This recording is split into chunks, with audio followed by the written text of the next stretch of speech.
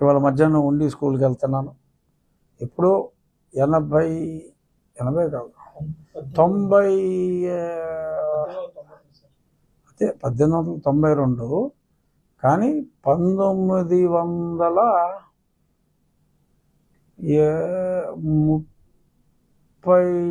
ఆ ప్రాంతాల్లో మా తాతయ్య గారు శిరీష్ రాజు గారు కూడా అక్కడ చదువుకున్నారు. ఆ తర్వాత ఆయన అమెరికాలో బెనారస్ హిందూ యూనివర్సిటీలో బీఎస్సీ చేశారు. అమెరికాలో 46-48లో ఆయన ఫార్మస్యూటికల్ సైన్సెస్లో మాస్టర్స్ చేశారు. బట్ పునాది పడింది ఉండిలో, ఆ స్కూల్లో. సో ఆ స్కూల్లో ఇంకా పాత బిల్డింగ్ని బాగా క్లియర్గా చేయటం, ఒక 5 ఎకరాల్లో అద్భుతమైన క్రీడా ప్రాంగణాన్ని ఆ బిల్డింగ్ ప్లేస్లో మళ్ళీ ఇంకొక దాన్ని పూర్తిగా రెనోవేట్ చేసి చేయటం, సుమారు 20 లక్షల రూపాయలతో. దానికి కూడా దాతలు ముందుకు వచ్చారు. మా తాతగారు చదువుకున్నారు కాబట్టి నేను అందులో పార్టిసిపేట్ చేస్తా. ఇలా పాలకోడేరు ఉండి స్కూల్ కొంచెం హెవీ ఇన్వెస్ట్మెంట్ ఉంటుంది. మిగిలిన అన్ని స్కూల్స్లో కూడా క్రీడా ప్రాంగణం అద్భుతంగా తయారు చేస్తాం. దానికి ఆల్రెడీ ఎస్ఆర్కేఆర్ కాలేజ్ వాళ్ళని, ఇంజనీరింగ్ డిపార్ట్మెంట్ని, ఫిజికల్ డైరెక్టర్ ఇందాక మీటింగ్ అయింది.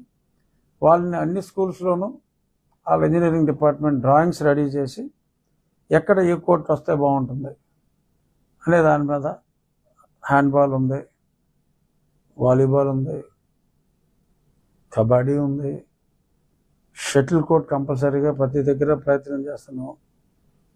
ఈ అమ్మాయిని చూసిన తర్వాత, మన సింధుని చూసిన తర్వాత ఆడపిల్లలందరూ కూడా షటిల్ కూడా బాగా ముందుకు వస్తున్నారు. సో ప్రతి స్కూల్లో సాధ్యమైనంత సపోర్ట్ ఇచ్చి, ఎయిర్ ఎక్కువ ప్రెషర్ లేకుండా షటిల్ కోర్టు, చక్కటి క్రీడా ప్రాంగణం ప్రైవేట్ స్కూల్లో ఉండదు.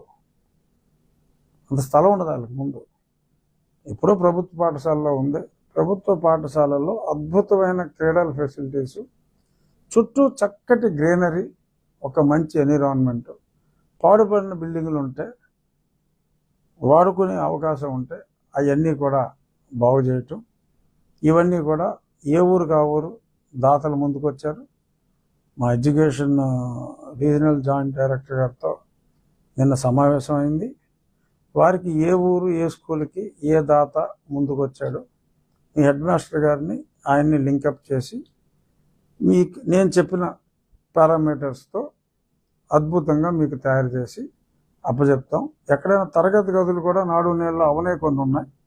అవన్నీ లిస్ట్ అవుట్ చేస్తే నేను లోకేష్ గారి టైం తీసుకుని, మేము అభివృద్ధి జరిగిన తర్వాత మేము కొన్ని స్కూల్స్ ఎంత బాగా చేసామో లోకేష్ గారిని తీసుకొచ్చి చూపెట్టి, కొన్ని మేము చేయలేనివి కొన్ని ఉన్నాయి.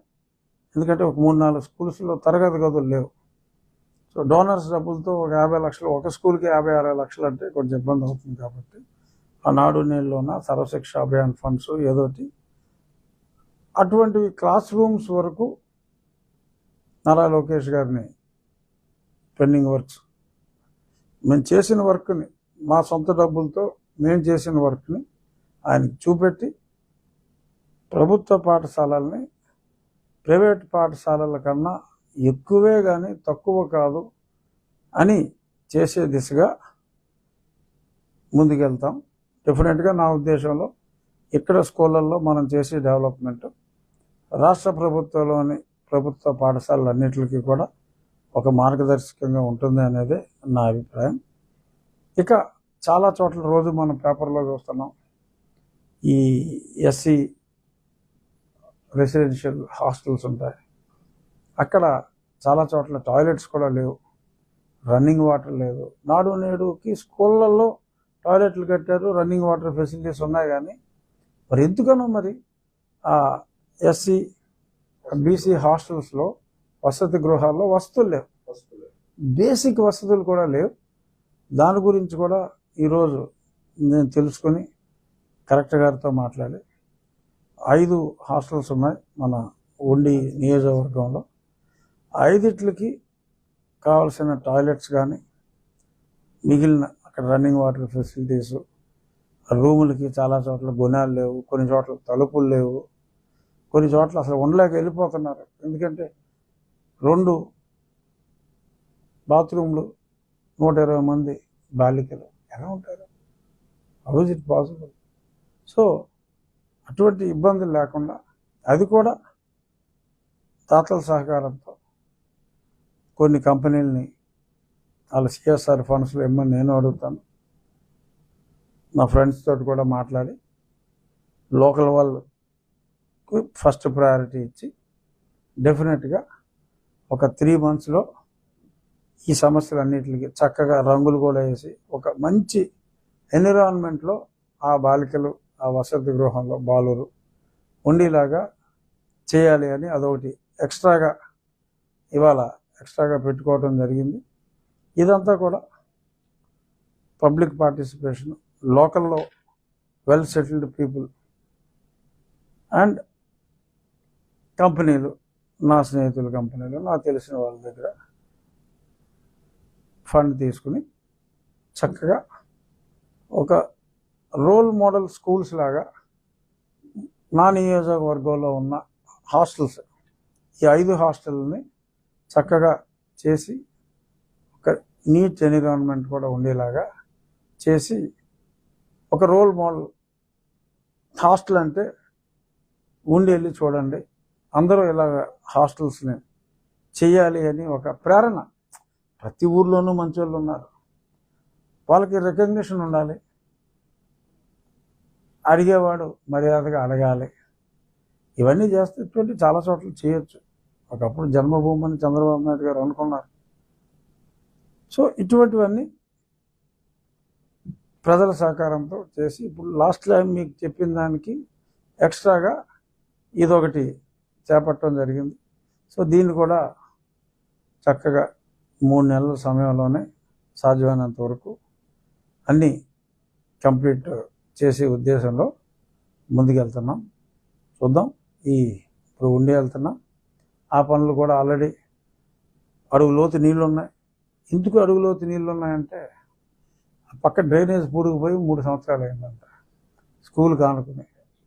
ఇప్పుడుకిప్పుడు ఉదయాన్నే నిన్న సాయంత్రం తెలిస్తే తెల్లారేటప్పటికి ఒక బుల్డోజర్ పంపించా. ఆ పనులు ప్రారంభమైనాయి. ఆ పనులు ఎలా జరుగుతున్నాయో కూడా చూసి ఎస్ఆర్కేఆర్ కాలేజీ వాళ్ళు వస్తున్నారు. వాళ్ళ డ్రాయింగ్ కూడా పొద్దున్న చెప్తే అప్పటికప్పుడు వాళ్ళు ఒక టెంటేటివ్ ప్లాన్ కూడా తీసుకొస్తున్నారు. సో ఇప్పుడు దాని మీద పెట్టుకుంటున్నాం. అలాగే అన్ని స్కూల్స్ కూడా నాకు డ్రాయింగ్స్ వచ్చేస్తాయి. రీజనల్ జాయింట్ డైరెక్టర్కి, డిఈఓకి ఆ డ్రాయింగ్ కాపీస్ అన్ని పంపించి వాళ్ళు కూడా అప్రూవ్ అయిపోయిన తర్వాత నెక్స్ట్ 1 monthలో అంటే ఆగస్టు 15కి నాకు అన్ని స్కూళ్ళల్లోనూ విద్యార్థులు గేమ్స్ ఆడాలి. 4-5 కోట్లు తక్కువ కాకుండా ఉంటాయి ప్రతి స్కూల్లో. ఆల్మోస్ట్ అన్ని స్కూళ్ళల్లో ఆ రోజు విద్యార్థులు సెలవు రోజైనా అక్కడికి వచ్చి జెండా వందనం తర్వాత ఆటలు ఆడుకోవాలి. అది కంటిన్యూ అవ్వాలనేది నా కోరిక. మీరు కూడా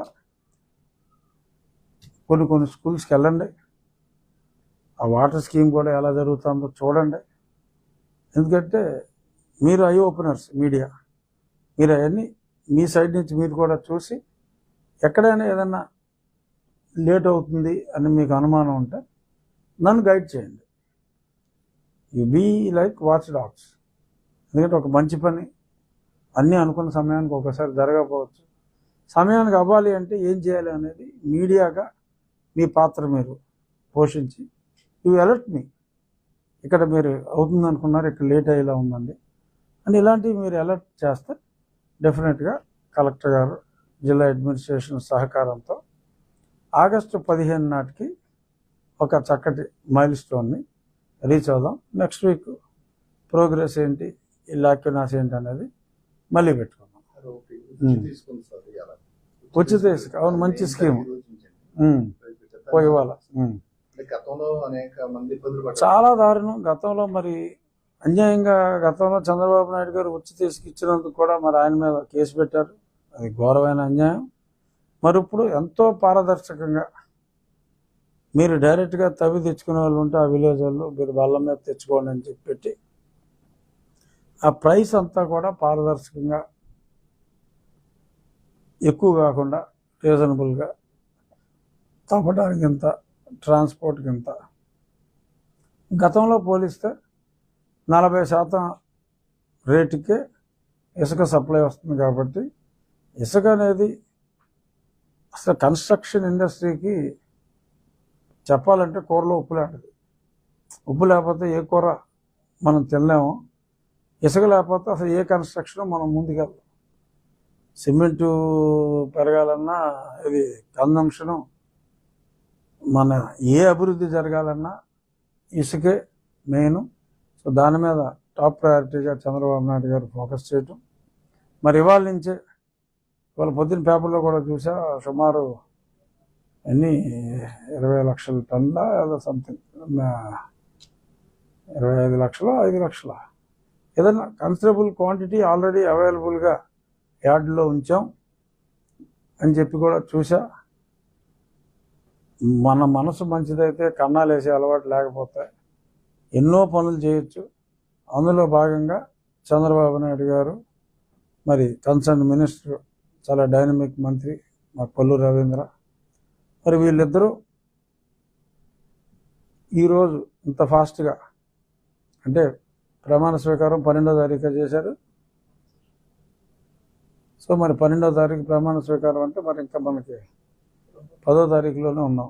ఇంకా 2 రోజుల ముందే, నెల రోజులు కూడా అవ్వకముందే మరి చక్కటి పాలసీతో వచ్చి బాగా అక్కడ దగ్గరలో ఉన్న వాళ్ళకేమో వాళ్ళే మోసుకు తెచ్చుకునే విధంగా ఓవరాల్గా అందరికీ కూడా అందుబాటు ధరలో, అంటే గతంలో రేట్లు చూసిన తర్వాత ఆల్మోస్ట్ ఉచితంగా, ఉచిత ఇసుకకి కొంత ట్రాన్స్పోర్ట్ కాస్ట్ ఇవి ఉన్నప్పటికీ కూడా ఉచితంగానే ఇసుక వచ్చింది అన్న ఫీలింగ్ ఉండే విధంగా మరి చంద్రబాబు నాయుడు గారు చేసిన, మా ప్రభుత్వం చేసిన ఈ కార్యక్రమాన్ని మనస్ఫూర్తిగా అభినందిస్తూ చంద్రబాబు నాయుడు గారికి మరొకసారి నెల గడవకు ముందే ఈ స్కీమ్ తీసుకొచ్చినందుకు పర్సనల్గా కూడా ఆయనకి నా అభినందనలు తెలియజేస్తున్నాను.